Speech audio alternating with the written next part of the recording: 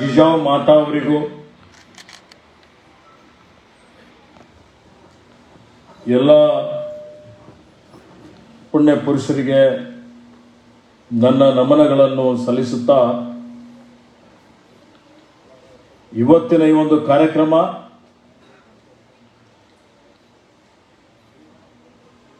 ಛತ್ರಪತಿ ಶಿವಾಜಿ ಮಹಾರಾಜರವರ 395ನೇ ಜಯಂತ್ಯೋತ್ಸವ.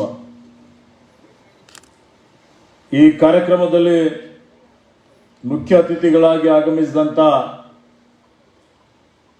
ನನ್ನ ಆತ್ಮೀಯ ಮಿತ್ರರು, ಪೌರಾಣಿಕ ಸಚಿವರಾದಂಥ ಶ್ರೀ ರಹೀಂ ಖಾನ್ ರವರೇ, ನಗರಸಭೆ ಅಧ್ಯಕ್ಷರಾದಂಥ ಗೌಸುದ್ದೀನ್ ರವರೇ, ಜಿಲ್ಲಾಧಿಕಾರಿಗಳಾದ ಶ್ರೀಮತಿ ಶಿಲ್ಪಾ ಶರ್ಮಾ ಅವರೇ, ಜಿಲ್ಲಾ ಪಂಚಾಯತ್ನ ಮುಖ್ಯ ಕಾರ್ಯನಿರ್ವಾಹಕ ಅಧಿಕಾರಿಗಳಾದ ಶ್ರೀ ಗಿರೀಶ್ ಬಡೋಲೆ ಅವರೇ, ಈ ಒಂದು ಛತ್ರಪತಿ ಶಿವಾಜಿ ಮಹಾರಾಜರವರ ಜಯಂತ್ಯೋತ್ಸವದ ಸಮಿತಿಯ ಅಧ್ಯಕ್ಷರಾದಂಥ ಆತ್ಮೀಯರಾದ ಶ್ರೀ ಪ್ರಕಾಶ್ ಪಾಟೀಲ್ ಘಾಟ್ಬೋರಲ್ ರವರೇ, ಇನ್ನೋರ್ವ ಆತ್ಮೀಯರು, ಸಮಾಜದ ಮುಖಂಡರು ಆದಂಥ ಶ್ರೀ ರಘುನಾಥ್ ಜಾಧವ್ ರವರೇ, ಇನ್ನೋರ್ವ ಅತಿಥಿಗಳಾಗಿ ಆಗಮಿಸಿದಂಥ ಶ್ರೀ ಮದನ್ ಬಿರಾದರ್ ಅವರೇ, ಇವತ್ತಿಲ್ಲಿ ನಾರಾಯಣ್ ರಾವ್ ಅವರಿದ್ದಾರೆ, ವಿಜಯ್ ಕುಮಾರ್, ಸುನೀಲ್, ಇನ್ನಿತರ ಅನೇಕ ಛತ್ರಪತಿ ಶಿವಾಜಿ ಮಹಾರಾಜರವರ ಅಭಿಮಾನಿಗಳೇ, ಅಣ್ಣ ತಮ್ಮಂದಿರೇ, ಅಕ್ಕ ತಂಗಿಯಂದಿರೇ, ಮಾಧ್ಯಮದ ಮಿತ್ರರೇ, ಬಂಧುಗಳೇ,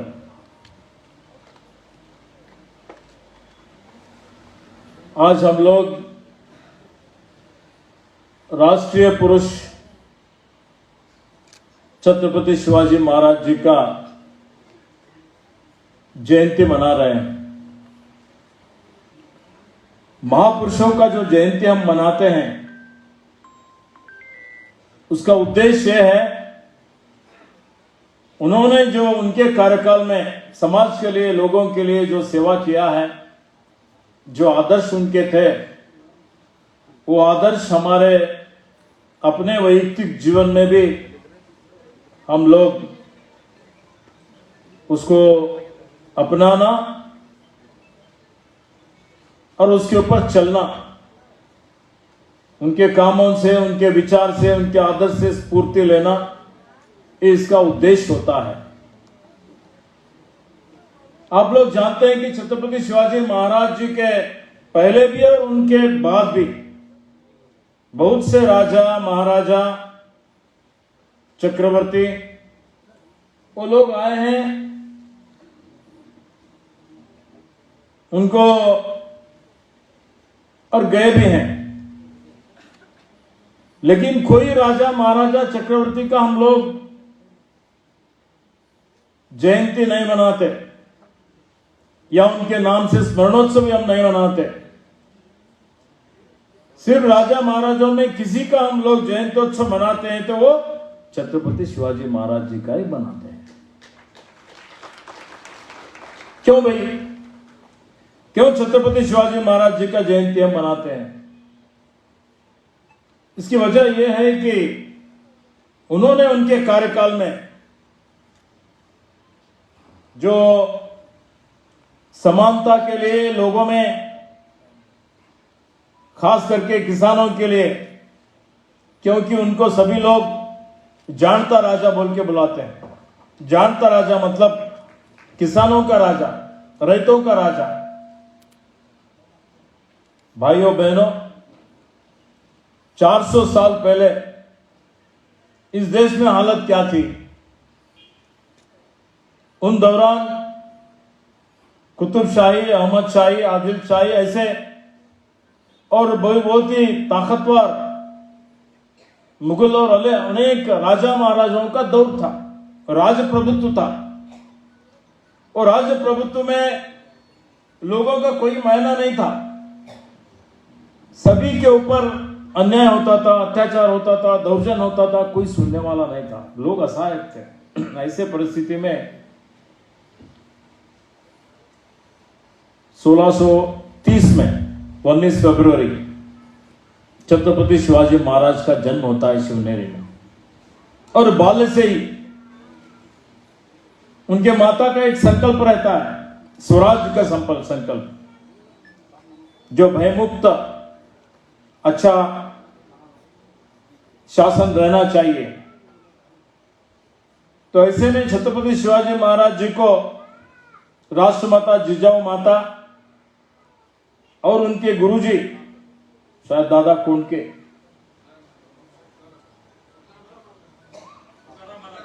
तुकाराम महाराज सभी के मार्गदर्शन में, और उनके माता जी उनको रामायण सुनाते हैं, महाभारत सुनाते हैं, वीरता का, शौर्यता का, त्याग का पाठ पढ़ाते हैं, अच्छा संस्कार देते हैं।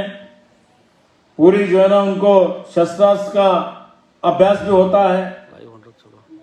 तो वो बचपन से ही अन्याय के खिलाफ, अत्याचार के खिलाफ लड़ने का एक संकल्प करके आगे बढ़ते हैं। बढ़ते बढ़ते जो स्वराज का संकल्प रहता है, वो संकल्प पूरा करने के लिए 15-16 साल में ही वो तोरना किला, उसके ऊपर जो है ना जंग करके वो जीत जाते हैं। एक के बाद एक रायगढ़ किला, ऐसे कईयों किलाएं जीत के उन्होंने अपने मेहनत से, मतलब उनका जो सैन्य था वो सैन्य आम लोगों का, जो कि किसान और उनमें मावले मतलब सभी जाति, सभी भाषा, सभी धर्म के लोगों को इकट्ठा करके, संगठन करके, वो गमीनी युद्ध के जैसे जितने भी ऐसे उनके ऊपर आक्रमण करके लड़के उन्होंने जो है ना स्वराज का संस्थापन किया। ये बहुत बड़ी बात है। तो एक वीर पुरुष थे, राष्ट्रीयता, देशभक्ति उनके कण कण में था। तो हम सब लोगों को सीखना चाहिए। तो आज के दौर में उनसे क्या हम लोग आदर्श लेना चाहिए, खास करके उनका जो इतिहास अगर हम पढ़ते हैं, हम देखते हैं, तो किसानों के बारे में उनको बहुत बड़ा जो है ना कलकली था। तो आज 21वीं शताब्दी में भी किसान लोग अन्नदाता हैं, हम सब लोग किसान ही हैं, तो भी किसान परेशान है। हम लोग देखते हैं उनको वैज्ञानिक मूल्य नहीं मिलता है, कभी कभी प्रवाह आता है, कभी दुष्काल आता है, तो कभी मार्केट में सही वैज्ञानिक बहुत से समस्याओं की वजह से आज भी हम लोग देखते हैं कि किसान लोग आत्महत्या करते हैं। अब हमारी सरकार है, मैं भी सरकार का एक भाग हूं, किसानों के लिए हमने बहुत कुछ कार्यक्रम दिया है। राज्य और केंद्र सरकार जो ना बिजली फ्री देने का या बीज में सब्सिडी देने का, जो ना यहाँ पर कई योजनाएं करने के बाद भी तो आज की आवश्यकता है किसानों का जो उत्पादन करते हैं उसको अगर वैज्ञानिक मूल्य देके उसको कायदा बनाते हैं एमएसपी को, तो मैं समझता हूं कि किसानों का भलाई होगा और ये आत्महत्याएं कम हो जाएंगी और हम लोग आहार का उत्पादन में भी सक्षम और भी ज्यादा सक्षम हो सकते हैं। हम सब लोगों को उसके लिए सामूहिक दृष्टि से, सरकार बोल तो सिर्फ मैं रहीमखान नहीं, सभी लोग सरकारी है, प्रजाप्रभुत्व में आप सभी लोगों का दायित्व है। ये अगर हम करते हैं तो छत्रपति शिवाजी महाराज जी को उनका जयंती आचरण करने का सार्थक होता है बोल के मैं समझता हूँ। उनका अगर इतिहास पढ़ते हैं तो और एक बात यह है, वो महिलाओं को बहुत बड़ा गौरव करते थे, क्योंकि उनकी माता जी के मार्गदर्शन पे वो आप जो है ना वहां पर आगे बढ़ते हैं, डेवलप होते हैं। अगर युद्ध भी होता था और युद्ध में अगर प्रतिस्पर्धी जो भी ये लोग वहां पर जीत जाते थे, वहां पर कोई दुश्मन का, विरोधी का, उनके परिवार के महिला भी होती थी, तो उनके सैनिकों को कहते थे कि उनको गौरव से, उनको कोई भी आंच नहीं आए जैसा उनके घर को जाके पहुंचाने का काम करना चाहिए।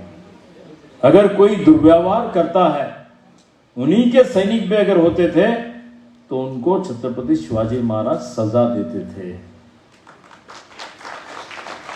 तो आज हमारे युवक, हमारे विद्यार्थी में, हमारी विद्यार्थिनी, सभी लोगों को आज भी जो समाज में जो है ना महिलाओं के बारे में अत्याचार होता है, यहाँ पर बलात्कार होता है, शोषण होता है, तो ये अगर हम लोग जो है ना ऐसे लोगों के ऊपर क्रम भी लेना और एक जागृत अवेयरनेस पैदा करके महिलाओं को अच्छी तरह से हमारे माता बहनों के जैसे अगर हम गौरव देते हैं, उनको प्रोटेक्शन करते हैं, उनका संरक्षण करते हैं, इनके लिए भी बहुत से कायदा हुए हैं, कानून हमने किया है, लेकिन कानून जन आंदोलन होना चाहिए। कानून अनुष्ठान सिर्फ कानून से कुछ बदलाव नहीं होता है, लोगों के दिल में आना चाहिए। अगर हम लोग हमारे जो है ना बेटियों को या हमारे माँ बहनों को बहुत ही गौरव देते हैं, उनके ऊपर कोई आंच नहीं आए, जैसा अगर हम सब लोग समाज में जागृत करते हैं, तो मैं समझता हूँ कि छत्रपति शिवाजी महाराज जी को और उनका जयंती आचरण करने का सार्थक होता है बोल के बोलना चाहता हूँ। छत्रपति शिवाजी महाराज, लोग कहते हैं कि वो हिंदवी स्वराज या धर्म के आधार के ऊपर कुछ लोगों को बहकाव में लाने की कोशिश करते हैं, लेकिन शिवाजी महाराज का अगर इतिहास हम लोग पढ़ते हैं तो कभी भी धर्मनिरपेक्ष, मतलब कोई धर्मातीत, जात्यातीत, उनके सैनिक, उनके अंगरक्षक ही मुस्लिम थे, कई अंगरक्षक। तो ऐसे में बहुत ही चाणक्य भी थे वो, तो सभी समुदाय के लोगों को अपने साथ में चलने वाले आदर्श राजा बोले तो छत्रपति शिवाजी महाराज। नीतिमत्ता का, न्याय का वो शासन चलाते थे, राज्य प्रभुत्व में भी। तो आज के इस दौर में भी हम लोग बहुत आगे बढ़े हैं, लेकिन जात पात धर्म के नाम पे, जात के नाम पे जो लड़ाई लगा के अपने स्वार्थ के लिए, राजकीय के लिए हम लोग, कोई भी हो, अगर दुरुपयोग करने का, समाज में एक तरह का आतंक वातावरण निर्माण करने का जो चल रहा है, अगर वो निवारण होता है, क्योंकि वो लोग लड़ते हैं, दुष्ट रूढ़ी के खिलाफ लड़ते हैं छत्रपति शिवाजी महाराज। तो ऐसे में अगर हम लोग सभी एक हैं बोल के चलते हैं, तो सद्भावना, भाईचारा से अगर हम लोग समाज को आगे बढ़ाने का प्रयत्न करते हैं, तो मैं समझता हूँ कि छत्रपति शिवाजी महाराज जी को हम सब लोग जो जयंती कर रहे हैं, उनको आदर या उनका वो सार्थक होता है बोल के मैं कहना चाहता हूँ। इसलिए भाइयों बहनों, उनके जो आदर्श थे, उनके जो विचार थे न्यायमत्ता के साथ, और बहुत ही संत तुकाराम जी के उनसे प्रेरणा उन्होंने लिया था, और ख़ास करके तुळजापुर के भवानी माता, जगदम्बा माता उनको तलवार का भेंट दी बोल के ऐसा कहा जाता है। तो उसके साथ साथ उनके ऊपर पंढरपुर के विठोबा का भी आशीर्वाद था।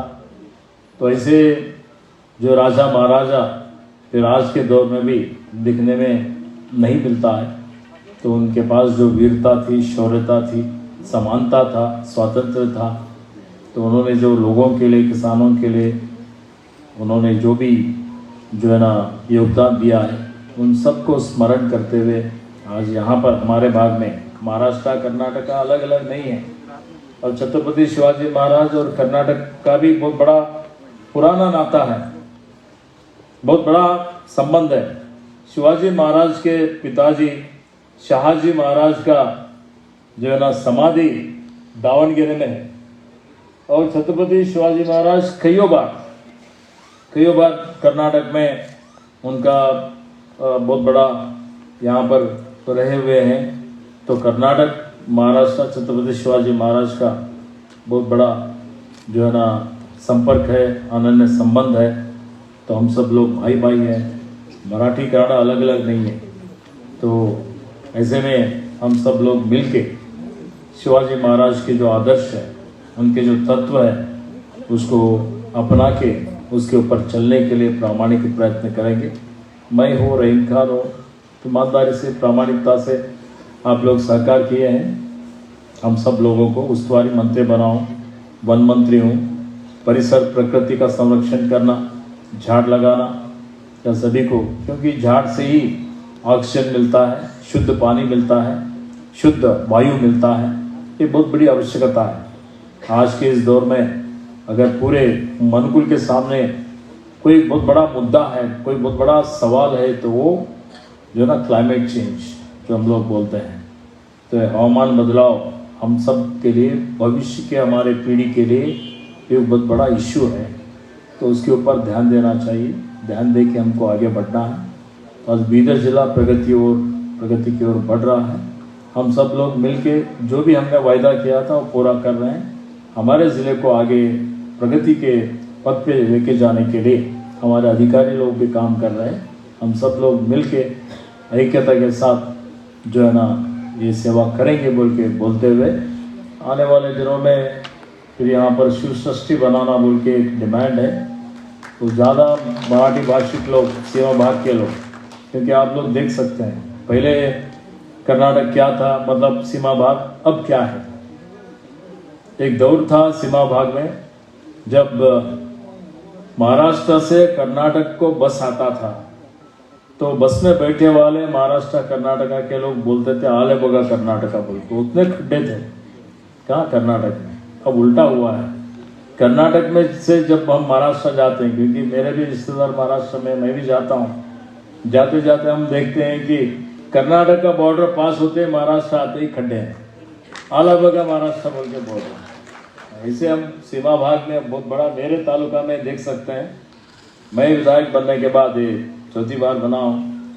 ये 15, 16, 17 साल में जितना विकास हुआ है, जितना प्रगति हुआ, वहाँ पर सड़क का हो, पीने का पानी का हो, वहाँ पर सिंचाई योजना का हो, स्कूल का हो, अस्पताल का हो, या उनके हर गांव में सीसी रोड, चरंडी सभी लोग निर्माण करने का, देवालय निर्माण करने का, जितना भी इस भाग पे जितना विकास था उससे ज़्यादा डेवलपमेंट बॉर्डर विभाग में हमने किया है। और भी आगे बहुत कुछ योजनाएं हैं, वो सब आने वाले दिनों में करेंगे बोल के फिर एक बार आप सब लोगों को बहुत बहुत बधाई।